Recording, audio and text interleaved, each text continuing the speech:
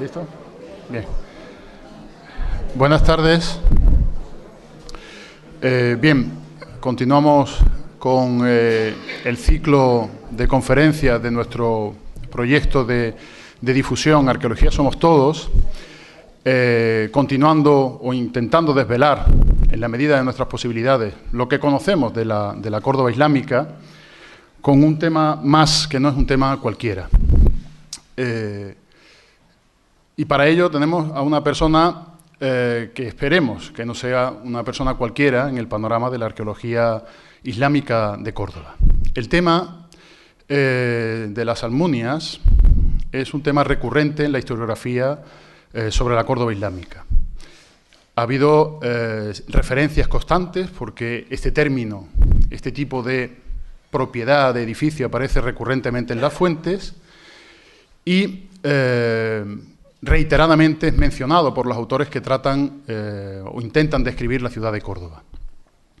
Y además, cuando excavamos, aparecen una serie de edificios monumentales, palacios, construcciones singulares a las que les venimos atribuyendo el término genérico, impreciso, de Almunia.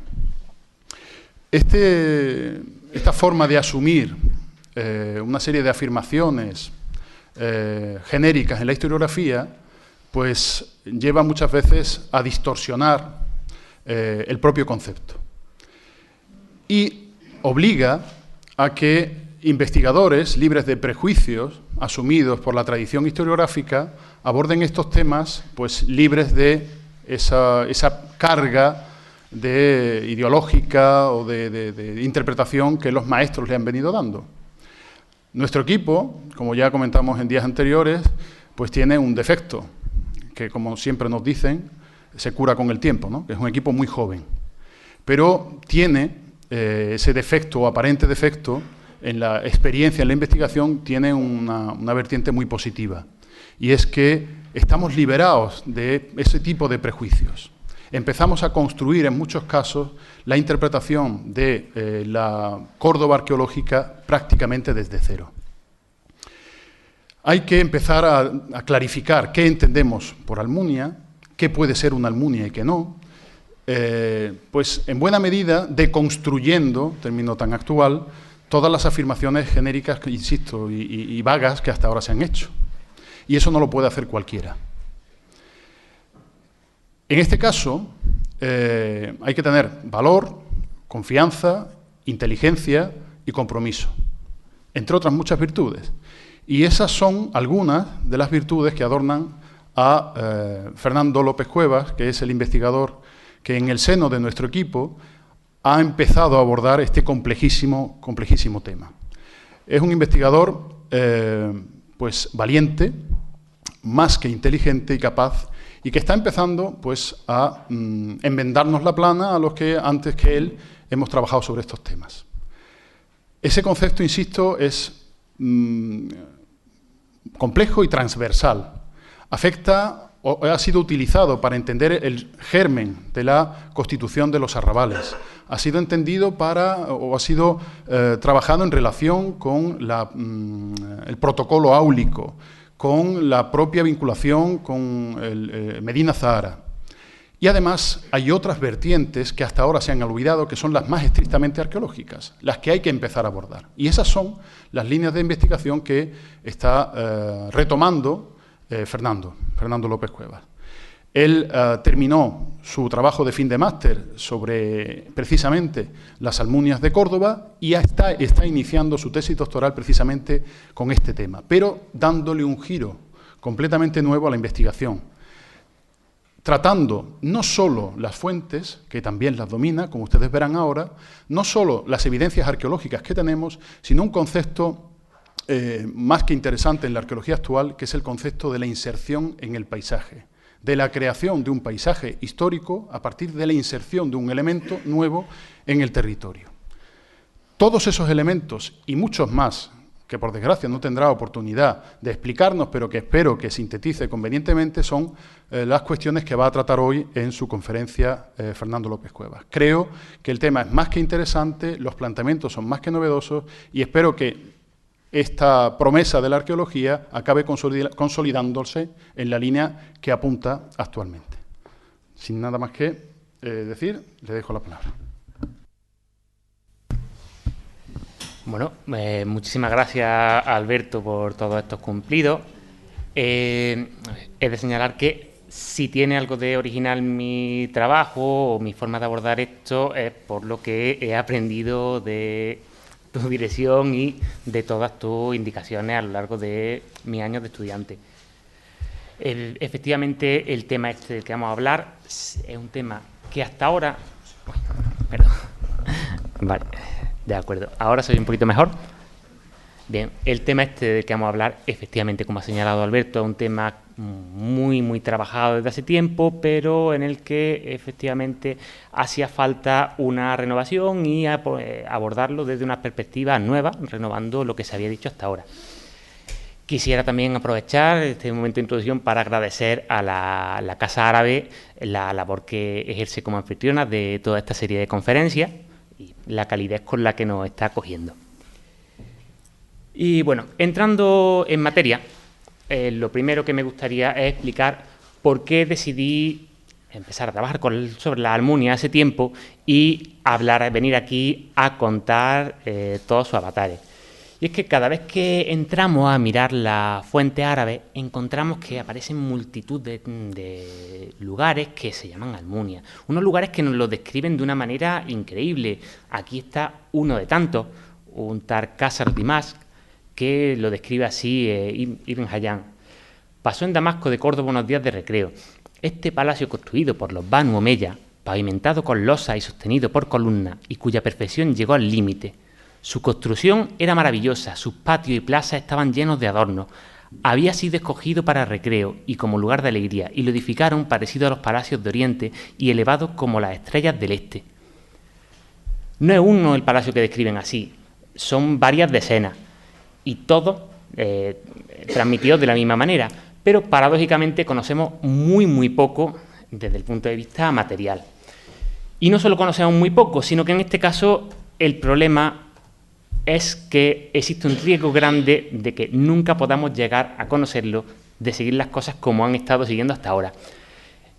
Me gustaría comenzar con esta imagen. Córdoba se puede reconocer un poco en la zona central, en la fotografía aérea de 1957. Esta es Córdoba en 1977, 20 años después. Prácticamente nada ha cambiado en el entorno, aparte de algunas barriadas que han ido creciendo por los alrededores.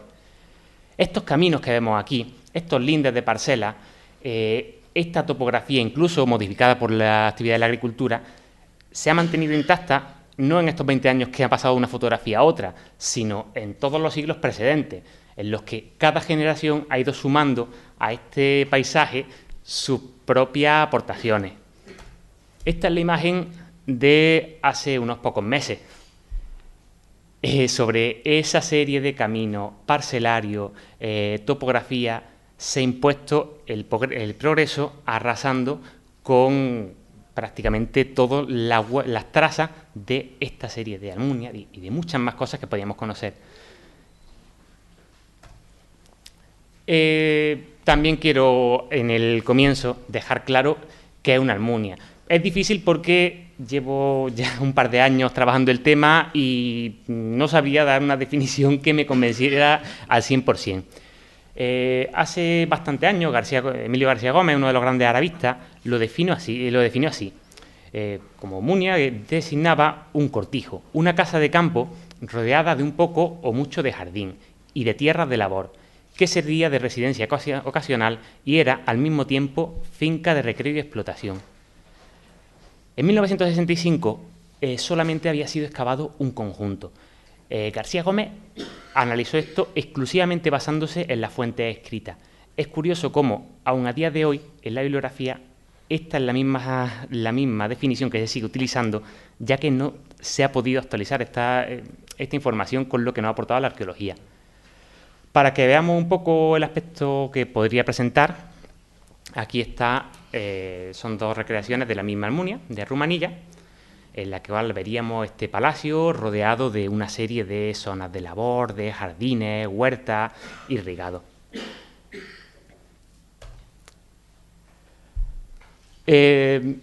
Vamos a ver a lo largo de esta charla lo que nos dicen por un lado las fuentes escritas y por otro lado lo que nos cuenta la arqueología.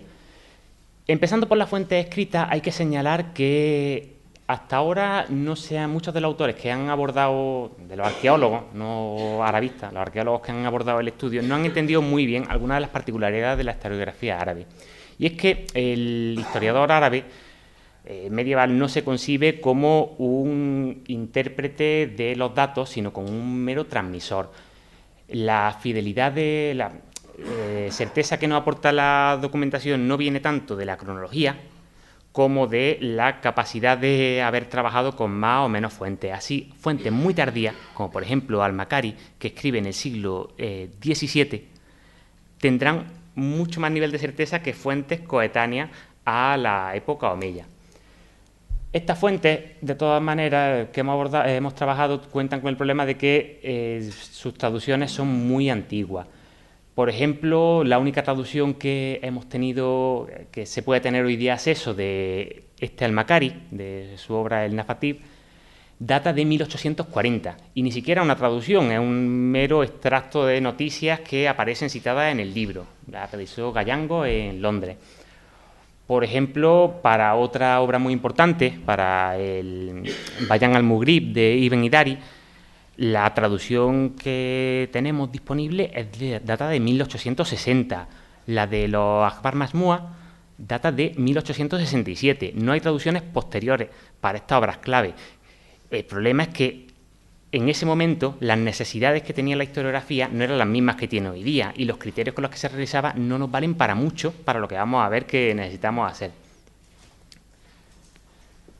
Las primeras almunias los primeros conjuntos parecidos a almunias que nos mencionan las fuentes datan del momento de la conquista. El primero de ellos sería el Balad Mughib. Todas ellas se denominan Balad, palabra derivada del latín palatium. Sí, serían posiblemente edificios previos que se harían en los alrededores de la ciudad. Este Balad Mughib debe su nombre al lugarteniente de Musa que conquista la ciudad de Córdoba. Nos cuentan las fuentes que se trata de una gran residencia que estaría situada en la zona occidental de la ciudad y que contaría con un gran espacio irrigado, con un montón de vegetación, especialmente nos citan las fuentes los olivos. Conocemos otro, un Balat al-Hur, que debe su nombre a un gobernador de Córdoba y que estaría al otro lado de la ciudad, o sabemos que un gran personaje, Asumail, digamos que actuaba como gobernador en los últimos años del Emirato dependiente, contaba en el arrabal de Córdoba, al otro lado del río, con una gran casa en la que también contaba con un abundante número de olivos. La primera almunia propiamente dicha, según la fuente, es Arrusafa. Arrusafa la construye Abderramán I cuando llega a Córdoba huyendo de la masacre que ha sufrido toda su familia por el dado por el golpe de Estado abasí en Oriente. Llega a Córdoba y al poco tiempo de conseguir hacerse con el poder y fundar el germen del futuro Estado omeya, decide construir una residencia al norte de Córdoba, a cierta distancia. Una residencia que llama Ruzafa en recuerdo a la ciudad en la que se había pasado la gran parte de su infancia, en la Ruzafa de Siria. Y nos cuentan las fuentes que la construye a imagen y semejanza del palacio que tenían en los alrededores de la ciudad su abuelo. Esta Ruzafa será construida allanando una gran porción de terreno en las faldas de la sierra. Mandará traer agua desde veneros cercanos y plantará multitud de especies. Además, muchas de esas especies serán traídas desde Siria, por ejemplo, esa famosa palmera a la que cantaba en un poema, recordándole que era extranjera en esta tierra y deseándole que prosperara, o una muy curiosa de la granada safarí, una variedad de granada que manda buscar a unos emisarios a Siria, a Yazid y Safar, que la traen, aclimatan en los jardines de Arruzafa y se encargan luego de repartirla por todo al Andaluz. de este momento, la otra residencia que se nos menciona no es una almunia propiamente dicha, es la Dar al-Mulk, una residencia que el nombre equivaldría a algo como Casa Real, estaría al otro lado del Alcázar, frente a la ciudad, y en ella vivirían los herederos sucesores al trono, digamos los príncipes, antes de convertirse en emires. Los siguientes años del Emirato estarán marcados por la revuelta del Arrabal de 818, el único momento en el que el poder omeya corre un riesgo cierto. Y tras ese arrabal, que se termina con sangre y fuego, la revuelta esta que termina pasando a cuchillo todo el arrabal y arrasándolo, veremos que hay una serie de actuaciones constructivas en la zona que antiguamente ocupaba el arrabal. La primera de ellas es Muniat Tayab, que lleva el nombre de la esposa del emir, que manda acabar con todo ese arrabal que se le revela, y sabemos que fue dedicada posteriormente como legado pío, a mantener una colonia de leprosos. La otra de ellas lleva el nombre de Nasr, el poderosísimo eunuco que vive durante el reinado de Hisham I y Abderramán II. Construye una residencia portentosa en la que realiza multitud de celebraciones, invita a multitud de invitados. Esta almunia pasará posteriormente a manos reales, a manos del emir, cuando muera Nasr tratando de asesinar al emir y pase por tanto a su propiedad. En el resto del Emirato tenemos algunas noticias más, una Muniat Quintus en la zona oriental de la ciudad, muy alejada, o la construcción de Muniat an-Naura, la almunia de la Noria, que en este momento simplemente se trata de una noticia que el emir Muhammad compra tierras, que posteriormente edificará a su hijo Abdalá, pero que veremos que en el califato tiene una importancia enorme.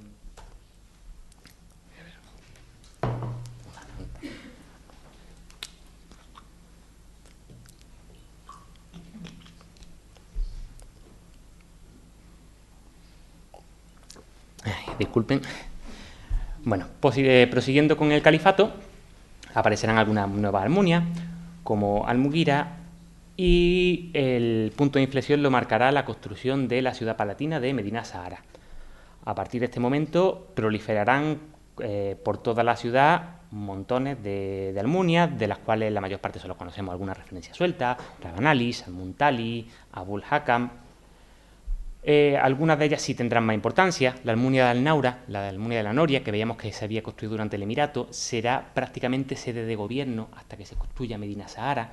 La mayor parte de expediciones militares parten desde este lugar. En este lugar acaban todas estas expediciones, se realizan actos de Estado, como por ejemplo grandes ejecuciones en masa. En 939 ejecutan a 100 prisioneros en esta almunia frente a un montón de cordobeses que habían venido a contemplar esto.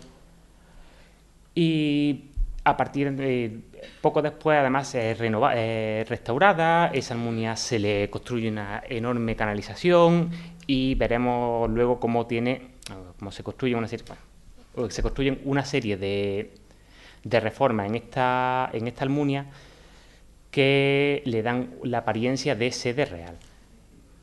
Esta explosión de almunias que se da por toda la ciudad puede tener también una causa secundaria en la política dinástica que está llevando el primer califa, Abderramán I.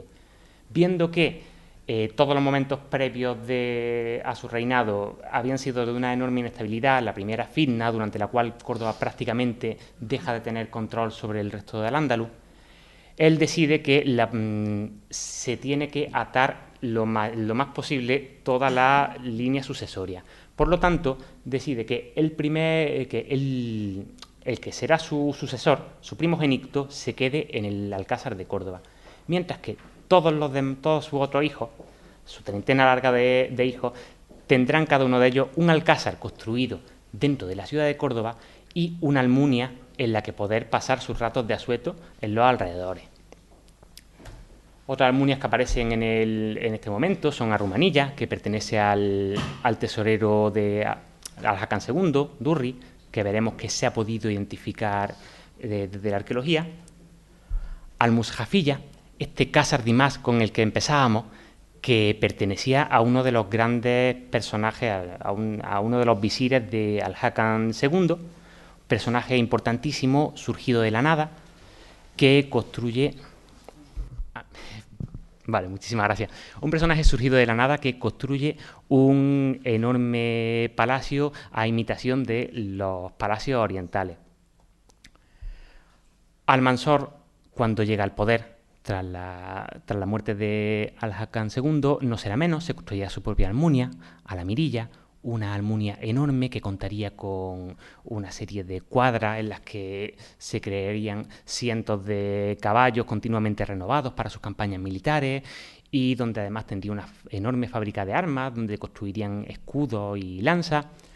Y una vez que construye la ciudad de Al-Saira, la que sería respuesta a Medina al-Sahara, al otro lado de la ciudad, la rodeará igualmente de almunia, aspecto que luego veremos un poco más en detalle. Después de esta revisión somera, lo que nos dicen los textos, entrando un poco de detalle de lo que nos interesa realmente, de cuál sería el aspecto de esta almunia, es muy poco. Aquí tengo algunos ejemplos que son de los más ilustrativos, y eso es lo que ilustran. Por ejemplo, una referencia en la que aparece un jefe de los baños en Arrusafa que persigue a alguien que intenta asesinar al emir. Un salón desde el que contempla Abderramán III una serie de ejecuciones en la Almunia de la Noria. La existencia de explanadas delante de la Almunia, una puerta, un muro, prácticamente nada. Si tenemos más información, si intentamos hacer una visión de conjunto, no quedarnos solamente en las descripciones literales y vemos qué restos aparecen. ¿Qué conjuntos se nos citan? Por ejemplo, una tercera parte de todas las referencias que hemos documentado, que tienen algo de información de detalle, están referidas a solo dos de ellas. A Ruzafa, la que construyó Abderramán I, y a An-Naura, la que vimos que actuaba como sede de gobierno en los primeros años de Abderramán III. Otra cosa que vemos importante es que algunas serían muy importantes, porque aparecen muchas veces en las fuentes, pero la mayor parte solo tienen una o dos menciones, y además son episódicas. Si muchas de ellas han salido solo una vez, ¿cuántas más no han llegado a conservarse en las fuentes? Pero existieron, y veremos además que existen. Otra cosa muy importante que vemos en esta, si revisamos el conjunto de las fuentes, es que la mayor parte aparecen expresamente construidas por el emir o el califa, o en algún momento pasan a sus manos, ya sea por compra, ya sea por donación, o simplemente aparecen así en la fuente y no sabemos de qué manera.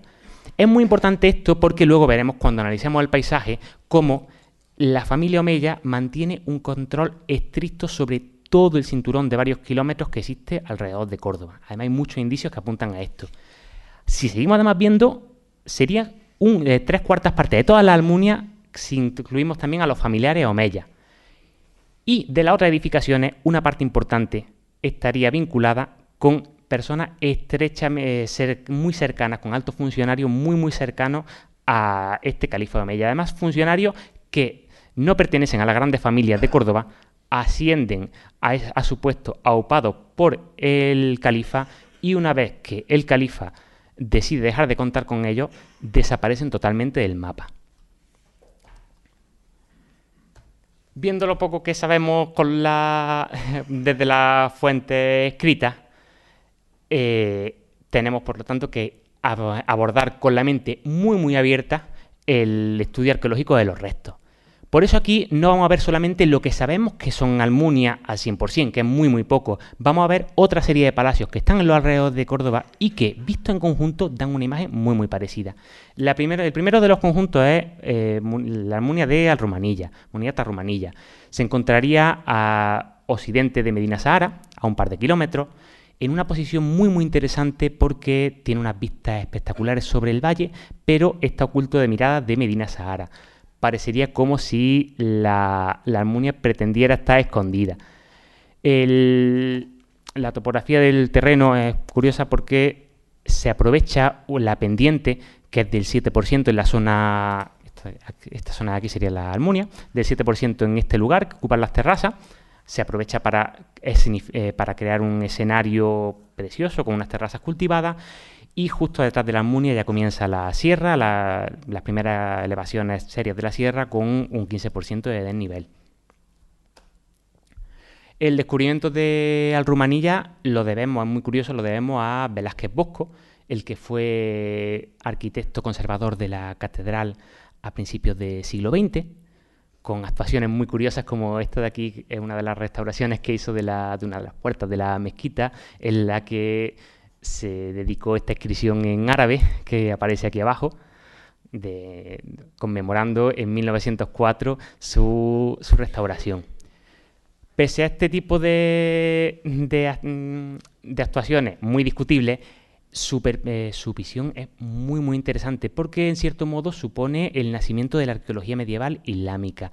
Para ser lo más riguroso posible en la restauración, este hombre decide que, primero, debe documentarse por el resto del mundo árabe mediterráneo, y va viajando, va recopilando información, y decide también que debe excavar restos coetáneos. En un primer momento se enfrenta a la excavación de Medina Sahara, lo que posteriormente se verá que es Medina Sahara, pero viendo que los permisos se retrasaban, opta por empezar un año antes en este lugar, en Alrumanilla.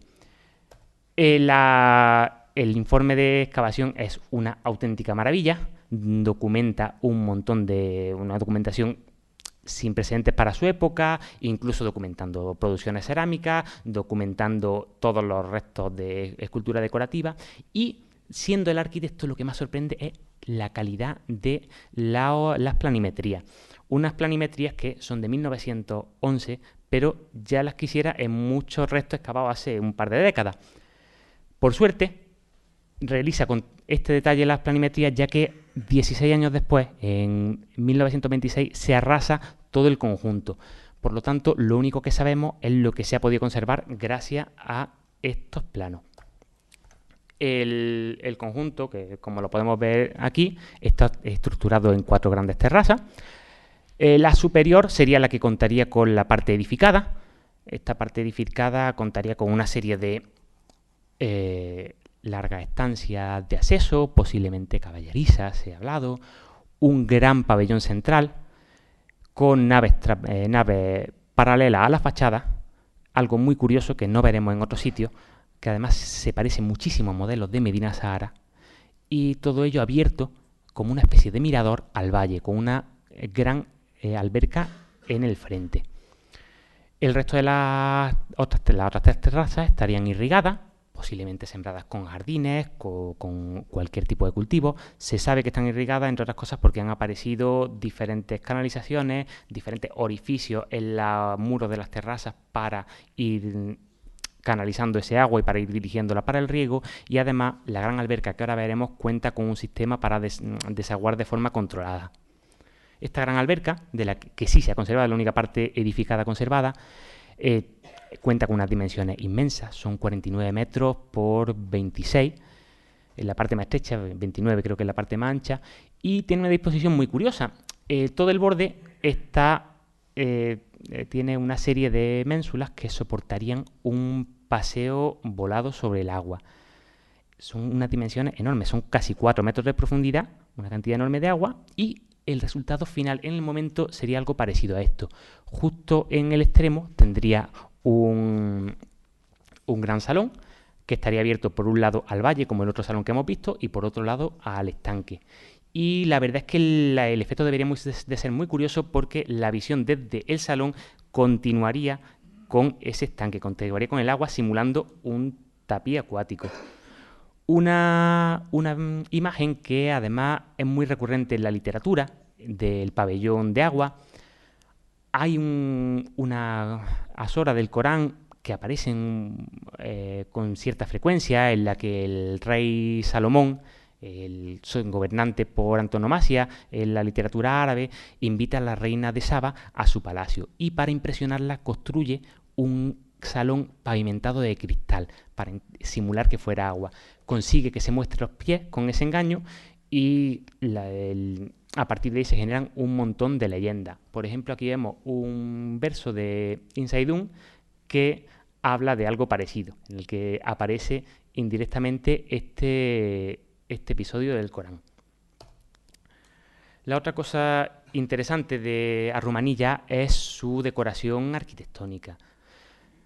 Aquí tenemos una serie de fragmentos, hay poco, pero con una riqueza decorativa increíble.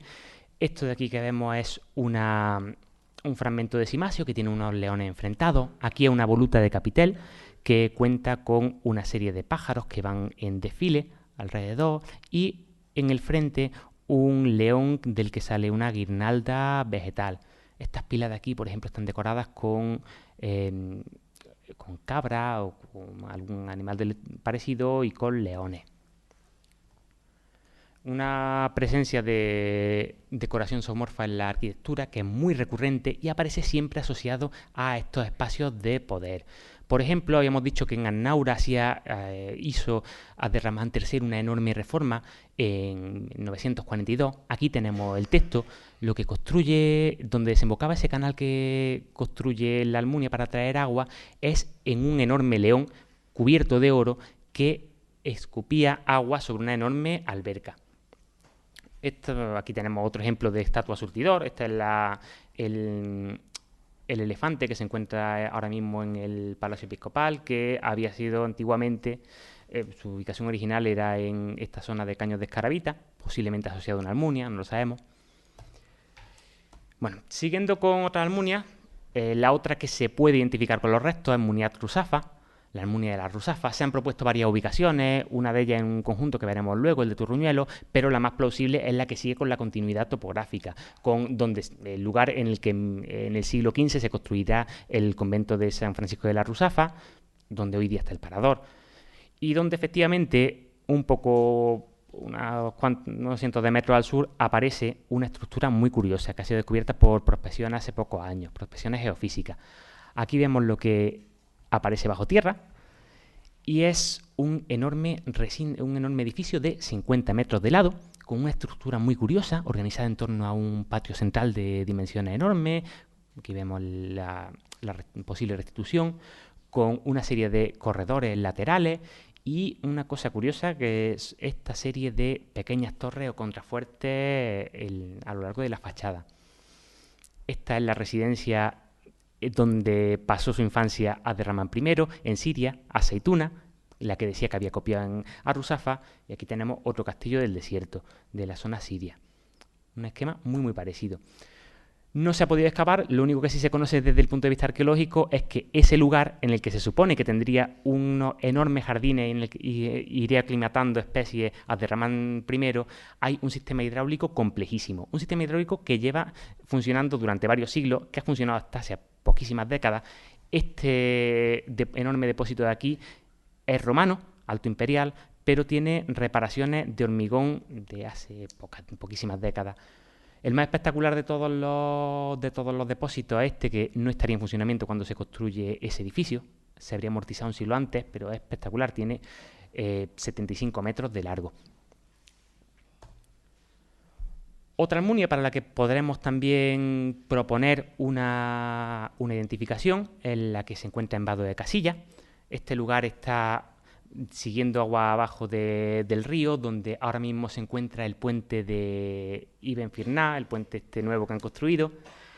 Y se sabe muy poco porque la intervención fue muy pequeña y está publicado sin apenas información. Prácticamente estas son las únicas imágenes que se han podido rescatar de esa intervención.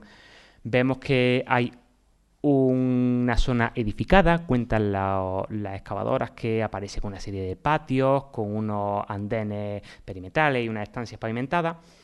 Y algo más alejado, con un espacio sin construir, tenemos este límite del recinto, una muralla de una cimentación potentísima, son más de 2 metros de anchura, con una serie de pequeños, grandes contrafuertes o pequeñas torres a intervalos regulares. Poco más se sabe de este conjunto, ya digo, pero todo encaja con lo que hemos visto que nos cuentan las fuentes, que es una almunia. De esta almunia de Túnez de la Almunia, que se encuentra en la Ronda Oeste, ha habido una intervención que se ha dedicado en exclusiva, así que voy a pasar muy rápido. Lo único que quisiera señalar, se encuentra conservada encima del túnel de la Almunia, junto al túnel de los Omeyas, en la Ronda Oeste. El entorno de esta intervención es curioso, hay un arrabal muy denso que deja, acercándose a esta construcción, una zona libre, no sabemos muy bien por qué. Al norte hay de nuevo también una zona libre, pero no parece ser que todo ese espacio sin edificar esté vinculado directamente a la Almunia, porque aquí vemos el plano completo. Aparece una calle lindando al norte, separada por un muro, y tampoco hay ningún vano que abre hacia el sur. Este edificio, no sabemos bien si es una almunia o no, contaría con unas dimensiones muy grandes. La parte excavada es solamente una fracción del total, tal vez la mitad de la superficie. Y su esquema, como ya se comentó en su momento, cuenta con, igual que otros muchos edificios que veremos, cuenta con un gran espacio representativo en la zona central, un gran salón que abre a un pórtico con una alberca, que además está reconstruida en diversas ocasiones y con un gran espacio sin edificar, ajardinado con casi absoluta seguridad delante. De los otros lugares es interesante el pavimentado de este patio, que con su andén, con su rebosadero de sillares también de calcarenita. Un espacio que seguramente sería auxiliar, como casi todos los espacios pavimentados de este tipo en estas grandes edificaciones. Y en este patio de aquí tenemos una pieza muy curiosa sobre la que quería llamar la atención, que es esta pila de aquí.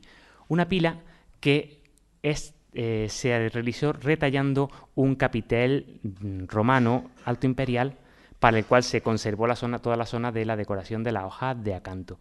Una antigüedad conservada dentro de esta almunia. Esta prolífica intervención de Ronda Oeste cuenta también con otros restos curiosísimos. Este de aquí no vamos a poder hablar demasiado porque solo está publicado un plano y algunas notas muy someras.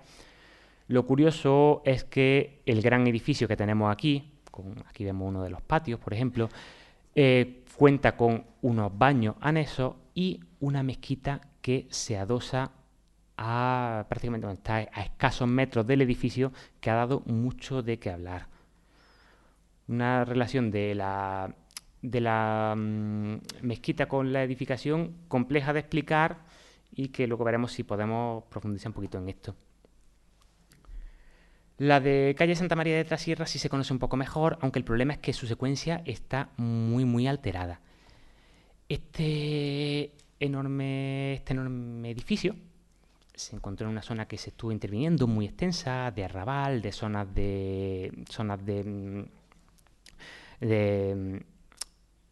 industriales. El problema es que, bueno, vemos que está muy desfigurado. La zona estaba muy expoliada, además se realizaron una serie de obras en los años 90 para alcantarillado que rompieron muchas de la secuencia en muchas de las zonas.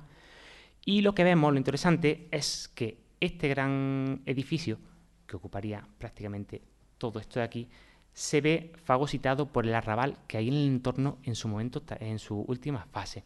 Por ejemplo, este patio de aquí, que en un primer momento pertenecería a la edificación, por algún motivo en la fase final se desgaja, se le abre tienes una abertura al exterior y pasa a funcionar como una casa independiente. O, por ejemplo, en esta zona de aquí, muchos de los espacios se anulan para construir un camino, que será el que estará en uso en la última fase de la almunia. Aquí tenemos otra visión, otra panorámica. Y en la zona de la portada que vemos aquí, incluso se utilizará para construir un soportal y ubicar un horno de una alfarería. Vemos que es complicado entender qué lleva a esta gran edificación a verse recortada para ese tipo de edificio. De esta almunia han salido muchos restos de arquitectura decorativa, aquí vemos algunos de ellos. Lo curioso también es que presentan las marcas de todo la tortuosa historia de este edificio.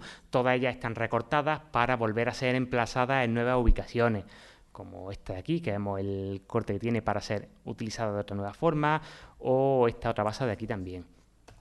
Esta es una propuesta de restitución que hacen los excavadores de la Almunia, de cómo funcionarían estos elementos, formando arcadas de dos vanos o de 3 vanos, para algo parecido a lo que hemos visto en muchos otros sitios, de pórticos abiertos a espacios ajardinados. Seguimos con otra de las que vemos, Fontanar de Cábano. En este caso también se sabe muy poco. De nuevo, la intervención no llega a agotar la secuencia ante la entidad de los restos que salen, y solo se excavan las fases superficiales. Esta almunia se encontraría en la zona pegando las antiguas piscinas del Fontanar, en un pequeño reborde de la terraza. Aprovecharía para la edificación, aprovecha la pendiente para realizar una disposición escénica de los salones principales. En las proximidades es curioso que tenemos una de las mayores mezquitas que se han excavado, apenas 200 metros, mayores mezquitas de barrio que se han excavado, una gran plaza, esto de aquí es la plaza junto a la mezquita, de un posible espacio para soco. Esta mezquita almunia de las más antiguas que se han excavado. Es de las pocas que sabemos que tienen con certeza cronología emiral. Su historia también es parecida. Va siendo poco a poco engullida por los arrabales. Aquí tenemos las casas que llegan a colocarse justo en su mismo frente. Un cementerio que ocupa la parte trasera. La estructura, de nuevo, invita a pensar que se ha tenido que recortar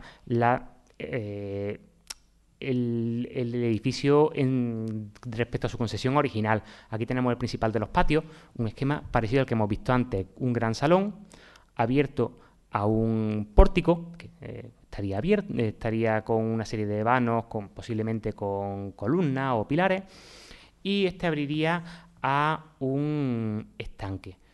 Frente a este estanque estaría la zona jardinada. Siempre se sitúan este tipo de espacios en el mismo frente, en la parte norte, porque es la zona más iluminada, que se ilumina más de la casa, que es el problema en estas grandes estancias que no cuentan con muchos ventanales al exterior. De Cortijo del Alcaide no podemos hablar mucho, porque fue una intervención que realizó Félix Hernández en los años 50. Aquí tenemos algunas de las piezas que nos muestra en un sofá colocadas para una publicación muy preliminar que hizo. Son los que ahora mismo se encuentran puestos en una de las salas del Museo Arqueológico, pero por desgracia la muerte sobreviene a Félix Hernández mientras que está estudiando este conjunto, y los planos del lugar en el que sale este programa decorativo tan rico se pierden. No sabemos a qué tipo de edificación pertenecen. Solo se habla de patio, de una serie de andenes. Aquí tenemos la última persona que ha estudiado en detalle esto ha sido Christian Ebert, uno de los grandes expertos de la decoración del arte islámico, que data esto en la última época de Omeya y vincula mucho con los talleres de Medina Sahara. Otro de los restos que tenemos interesante es el de Vial Norte. Este edificio de Vial Norte no es exactamente una almunia. Lo interesante es cómo se ha podido reconstruir tanto con tan poca información. El edificio se muestra muy arrasado. Aquí vemos como la mayor parte de los muros se encuentran expoliados, y solo lo conocemos por las marcas dejadas por el robo de los sillares. Y la zona excavada es poca en relación con la superficie. Este edificio sería un gran palacio. No sabemos exactamente si es una almunia, porque no cuenta con ese espacio abierto que nos hablan las fuentes. Su longitud sería de 50 metros prácticamente, una disposición cuadrada. El gran espacio central representativo sería parecido a lo que hemos visto antes, un pórtico abierto a un patio con la misma recurrente alberca, y el salón. La parte trasera estaría ocupada por una zona despejada, posiblemente vinculada con usos auxiliares, y los accesos se harían por uno de los lados y por un gran corredor como el que habíamos visto en el edificio enterrado junto a la Rusafa. Parecido a este edificio de Vía al Norte, tenemos en Cercadilla este edificio de aquí. Es una versión a escala del mismo. Lo traigo para que veamos cómo no existe un límite claro entre lo que es un palacio, una almunia o una casa muy grande. En este caso son varios centenares de metros cuadrados, un gran patio con un pórtico, con su pozo con rebosadero aquí, aparecen estancias muy muy cuidadas. Los límites exteriores además deberían ser imponentes, con una serie de contrafuertes a los lados, solo se conoce el límite norte y sur, pero lo que digo, es otra cosa diferente, de una entidad muchísimo menor. Además es curioso la secuencia que ocurre en esta zona. Es una casa que se construye aislada en época califal, en una zona muy muy periférica. Había sido un centro de culto cristiano que había en Cercadilla en época mozárabe y ha ido decayendo a lo largo del Emirato, y cuando esto se construye es una zona periférica. Este gran edificio va a actuar como un polo dinamizador de toda esta zona. Después de construirse van realizándose un montón de edificaciones. Aquí vemos lo que se ha excavado al sur. Lo curioso es que van atraídas por él, pero hasta el punto que se solapan con la propia edificación. Una de las últimas es esta casa de aquí, una casa normal y corriente, sin ser de unas dimensiones muy grandes ni nada especial, pero utiliza los propios muros de este palacete para construirse su sala principal y el límite de su patio. Otra almunia que tenemos aquí, Llanos del Castillo, de nuevo muy muy poco conocida. Apenas se realizó la intervención en 1989 a raíz de una actuación ilegal que tuvo que ser detenida en una parcela. Se intervino y se documentaron una serie de infraestructuras hidráulicas de cierta entidad, albercas, canalizaciones y en el límite de la finca una serie de muros formando terrazas. Cuando se ha ido analizando todo el entorno, la verdad es que la dimensión de las terrazas es enorme. Estamos hablando de varios centenares de lados. Toda esta terraza, tenía que haber traído una imagen más grande, toda esta zona de aquí, una enorme terraza que mira al río artificial, y en la parte superior estaría lo poco que veamos de esta edificación. Sí sabemos un poco más, aunque no se haya excavado prácticamente nada, de Turruñuelo. Una de las ubicaciones en las que se había tratado de situar a la almunia de Arrusafa, de Abderramán I. Se trata de un recinto enorme de 4 hectáreas y media, que aquí vemos en la fotografía, se detecta muy bien la estructura. La zona edificada estaría al norte, muy parecido a Rumanilla, y luego contaría con un espacio cuatripartito, con algunos elementos más, por aquí, por aquí. Es una estructura complicada. Se ha hablado de que sería una gran explanada con una calzada en crucero, pero aquí traigo un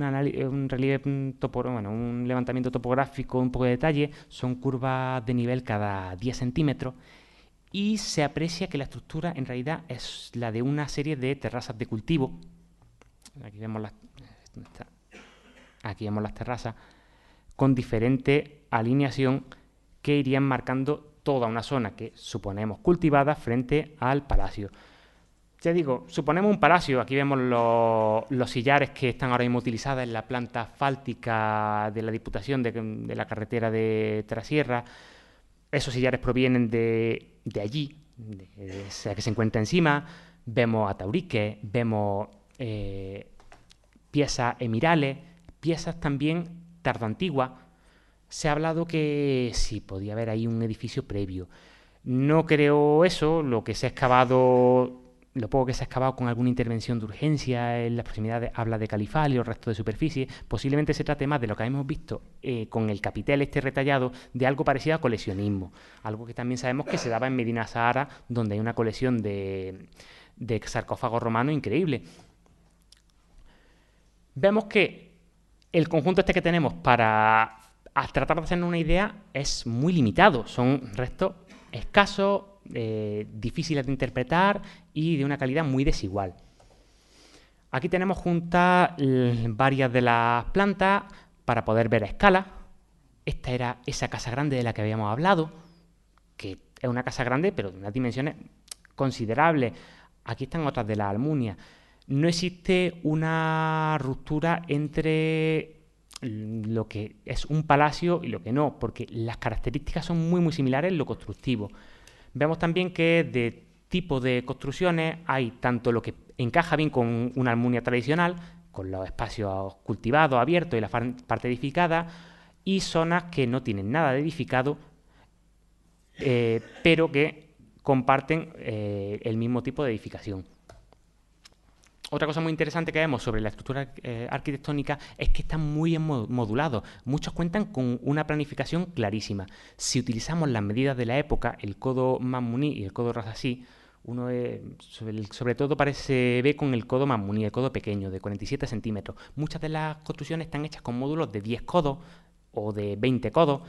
Este, por ejemplo, el edificio de Vía al Norte está construido con un módulo de 10 codos. Además, encaja a la perfección. El gran recinto de Turruñuelo es curiosísimo porque tiene exactamente 1000 codos desde aquí hasta aquí, 470 metros. Aquí se ve esta en la fotografía sin las líneas y la verdad es que se ve muy bien tanto el edificio como los caminos que conducen a él.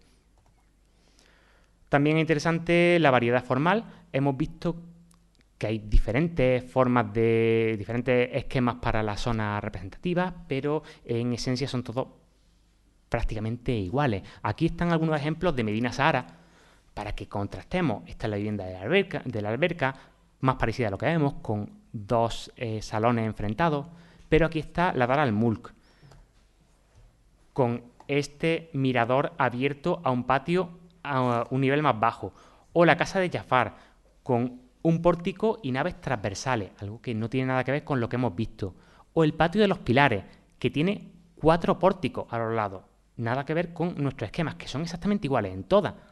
Es lo sorprendente. Además son exactamente iguales y lo que vemos, que es curioso, es que lo que triunfa en esta serie de edificaciones es lo que va a calar en las casas más modestas. Esta es la casa que se encuentra bajo la estación de autobuses, que es visible hoy día, y el esquema es muy parecido a este gran palacio. Salón, un pórtico enfrente del salón, abierto con en línea, y en línea esta alberca. Una alberca que refrescaría y además, posiblemente al estar situada en el norte, reflejaría la luz del sol hacia el interior de la estancia principal. Y frente a esto, un patio de tierra para refrescar o cultivado. Es difícil saberlo. Pero no solo triunfarán en las casas, sino que además será lo que veamos en el resto de la arquitectura, tanto de época taifa como de época incluso posterior, hasta época almohade. También otra cosa que tienen en común es la imagen exterior que presentan, estos contrafuertes en los que he insistido mucho, y el aspecto cerrado en bloque. La arquitectura islámica para esto siempre es igual, las residencias miran al interior porque evitan la injerencia de personas ajenas a la familia. Esta imagen interior con contrafuerte es interesante porque solo existe en residencias en este tipo de casas, no en casas más modestas. Esta imagen además nos recuerda mucho a otros contrafuertes parecidos, como los que hay en la mezquita. Aquí vemos los contrafuertes. Esto, antes de la reestructuración cristiana que creó estos arcos, tendría también la misma imagen. Sería una especie de fortaleza. O aquí tenemos en Medina Sahara cómo se verían las terrazas desde fuera, que es lo que a fin de cuentas vería casi todo el mundo. La gente no entraría dentro, vería esta serie de muros regulares.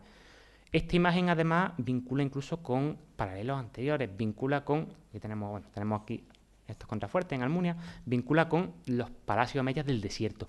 Esos que habíamos visto que eran la inspiración de Abderramán I cuando construyó la primera de las Almunias. La relación con el entorno también es curiosa.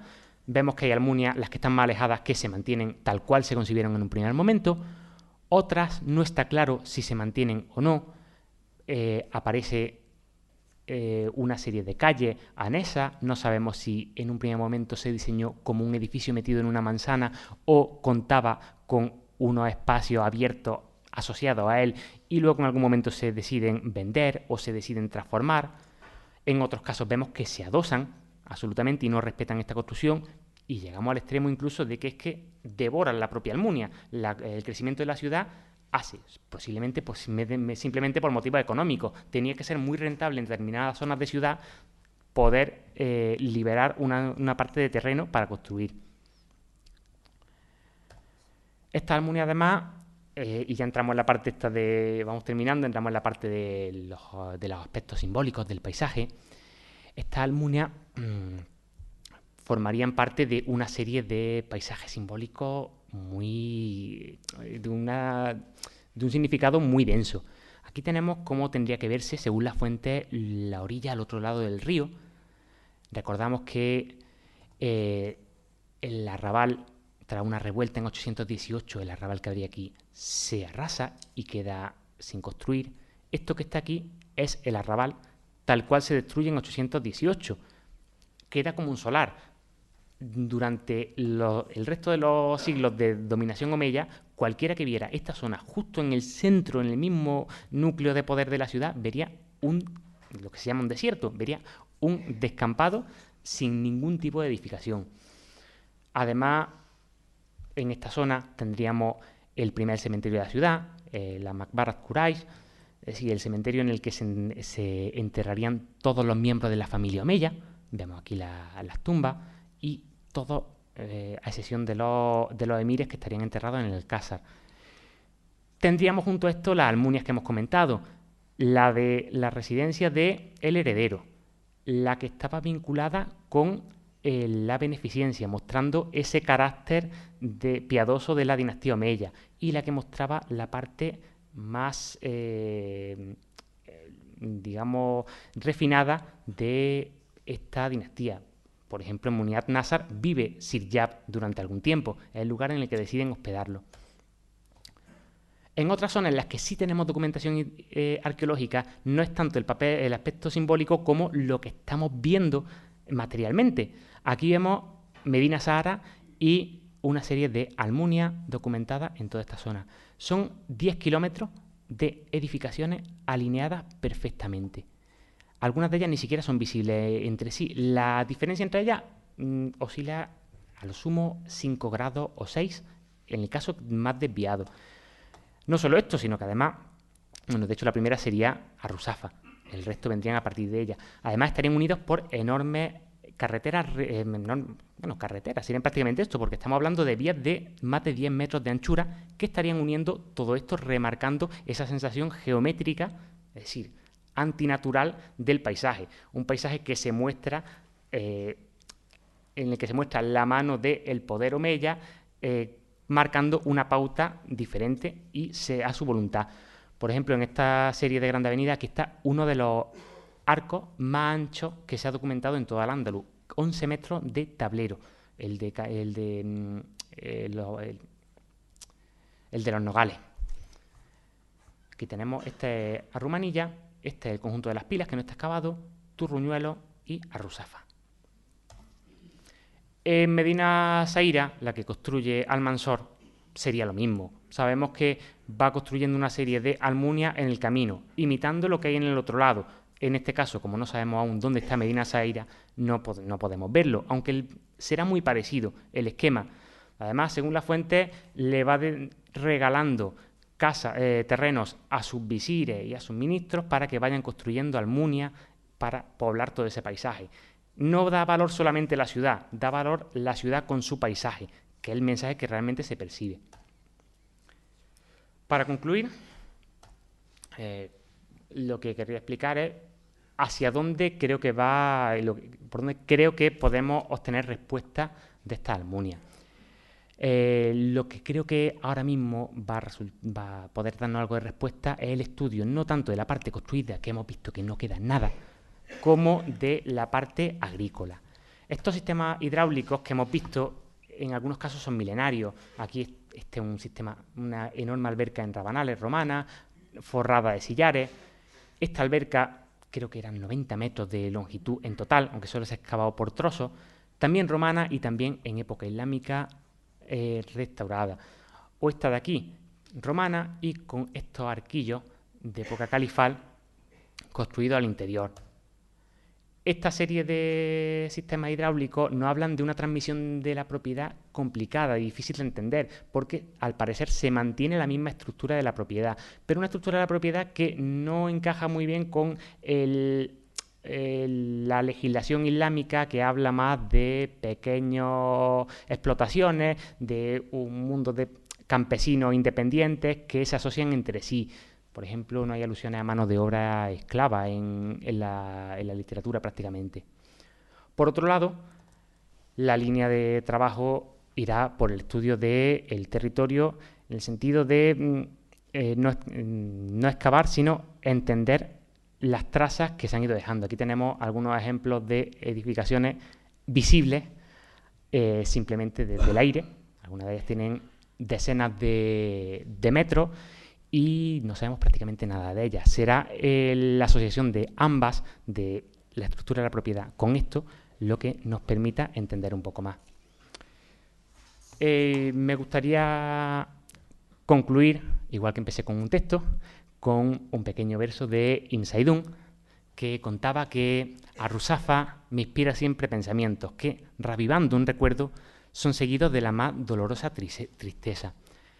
Ibn Saidún escribe esto décadas después de que Ruzafa haya sido arrasada. No sabemos qué quedaba de esa Almunia, pero su recuerdo seguía vivo. Era una de las hitos de la ciudad, aunque no fuera más que ruina. Así que espero haber puesto un pequeño granito de arena para que conservar la memoria de todas estas construcciones y que no queden en el olvido. Muchas gracias.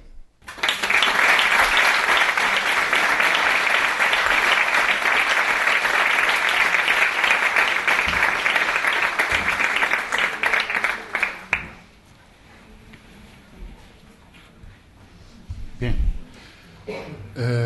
Como les anunciaba, el tema es complejo y solo se han apuntado algunas líneas básicas de trabajo que ha venido haciendo y sobre todo ahora al final, que creo que puede resultar más interesante de cara al futuro, pues las líneas que se pretenden seguir. Supongo que con un repertorio tan amplio y tan diverso de ejemplos les pueden suscitar, les puede surgir alguna pregunta. Es el momento ahora.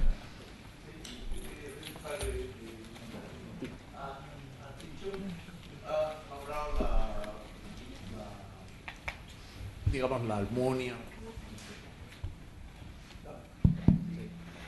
Almunia de Almanzor.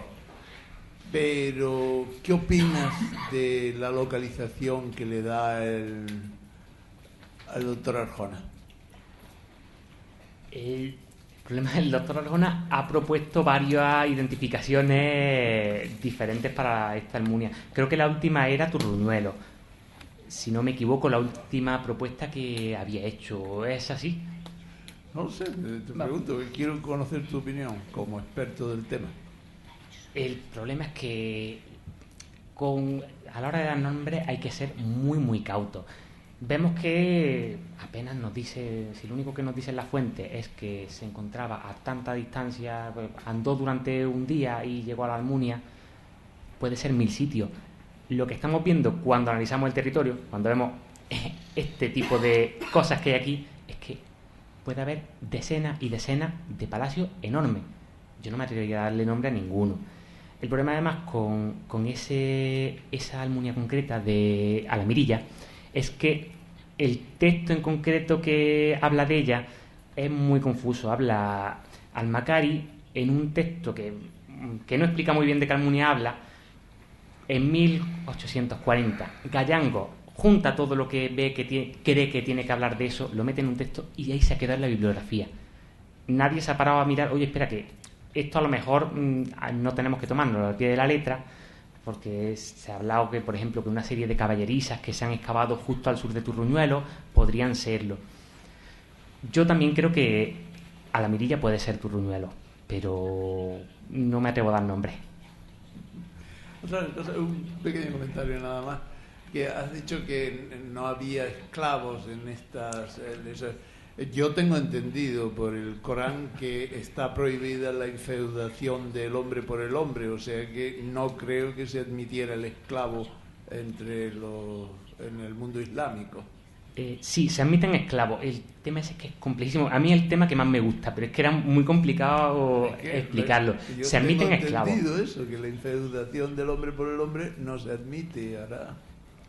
Se admiten esclavos, siempre se limita el tipo de trato que se le debe dar, pero sí se admiten esclavos. El problema es que la bibliografía sobre temas jurídicos en época medieval es riquísima.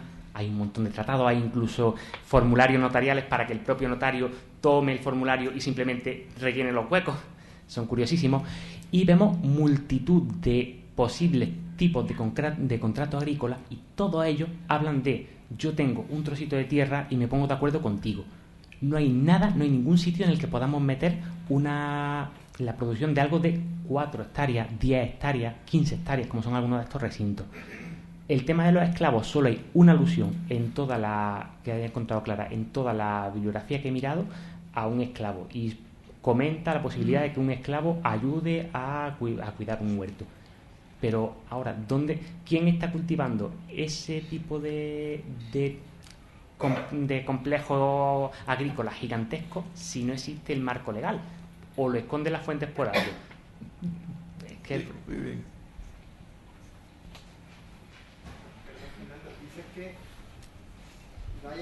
no se utilizan esclavos para labores agrícolas. Eso, para labores agrícolas.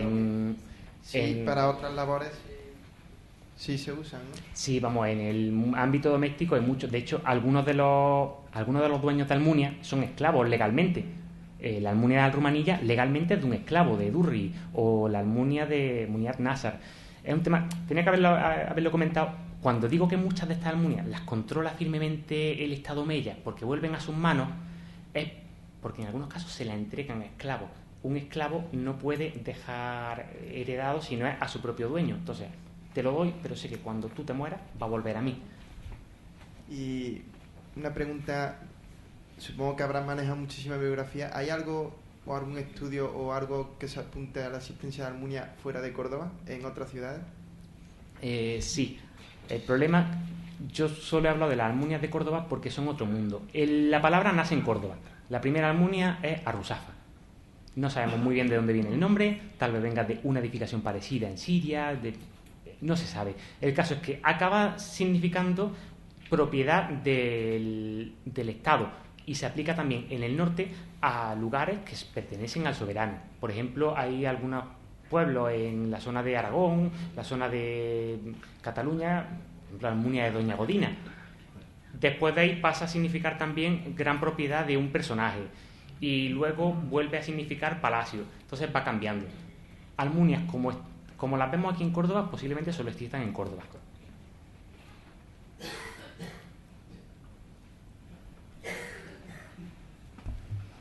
¿Alguna otra pregunta? Si no, me permito hacer un par de comentarios.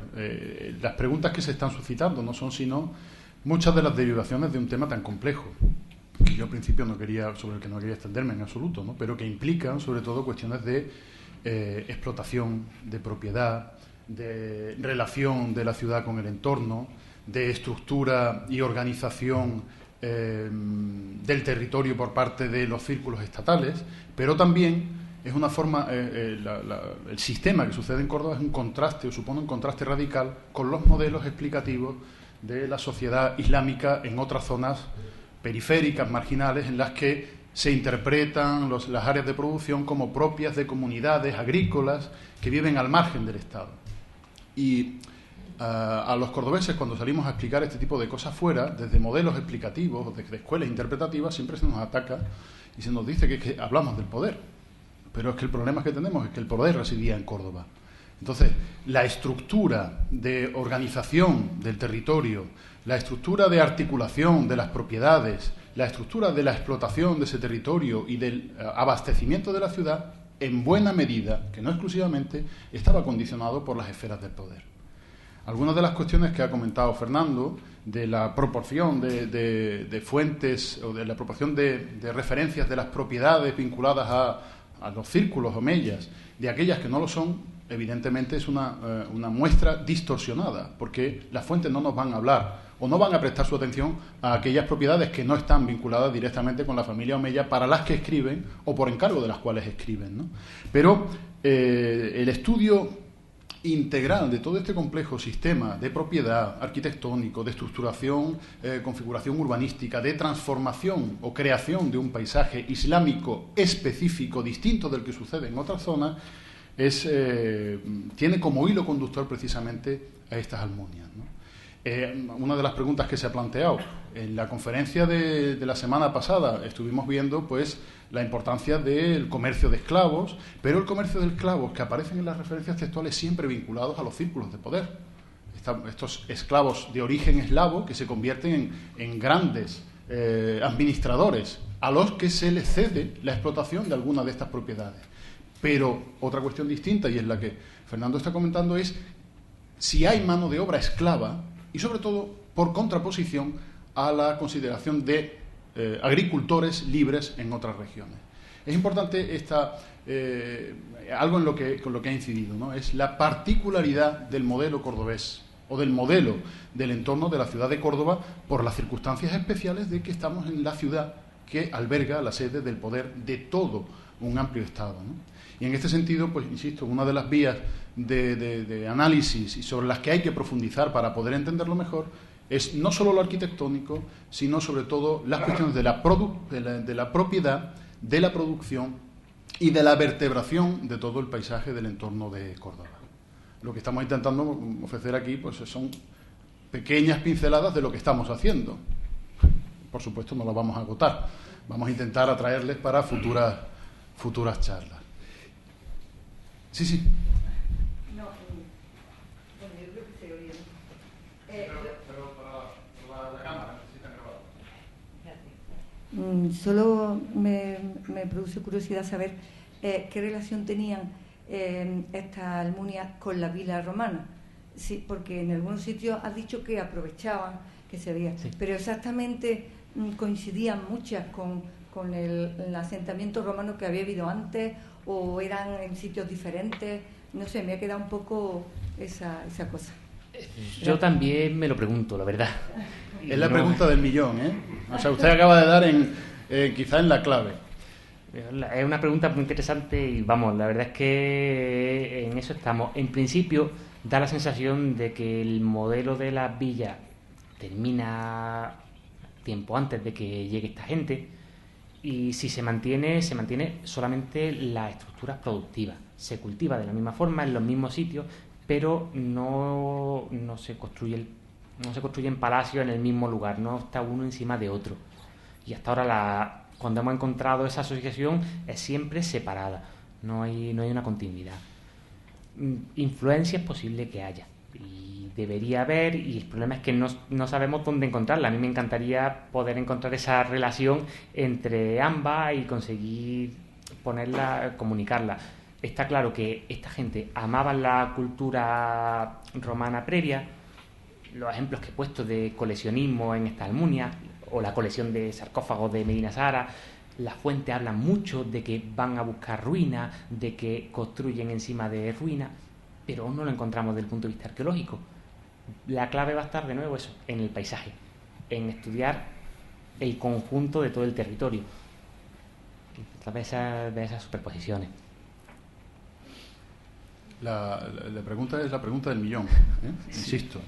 Y sobre todo es una de las cuestiones por la forma de exponer la pregunta contra la que nosotros para la que nosotros estamos intentando trabajar, haciendo hincapié en un periodo normalmente descuidado.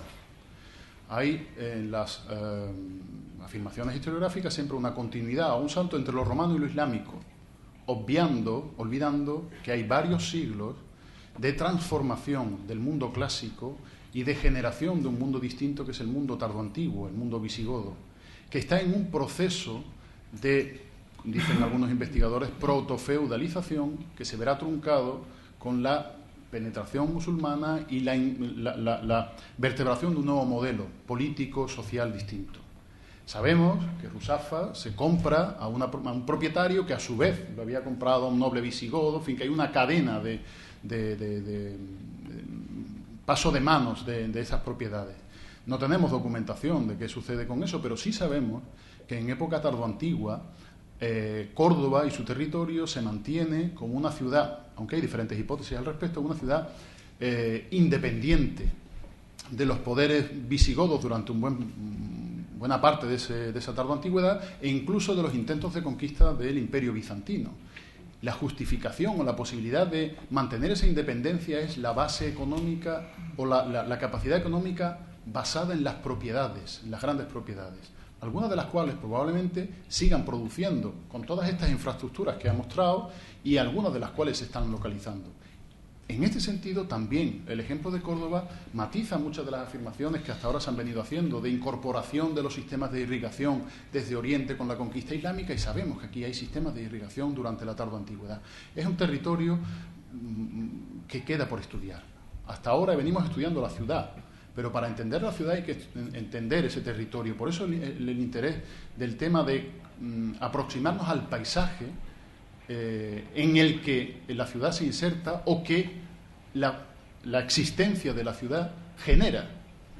La sociedad genera un tipo de paisaje que se manifiesta en una serie de construcciones, transformaciones, creación de un paisaje simbólico como él ha mencionado. Y intentar rastrear esa continuidad o esos cambios es fundamental. Y en el Valle del Guadalquivir o en la Bética, estas grandes propiedades, o más que grandes propiedades, multitud de propiedades en manos de poca gente, que siguen manteniendo una explotación, no sabemos de qué tipo, es uno de los aspectos fundamentales. Es decir, ahí es donde está empezando Fernando y Mangenta a trabajar, porque es una de las líneas posiblemente más fructíferas de cara al futuro, ¿no?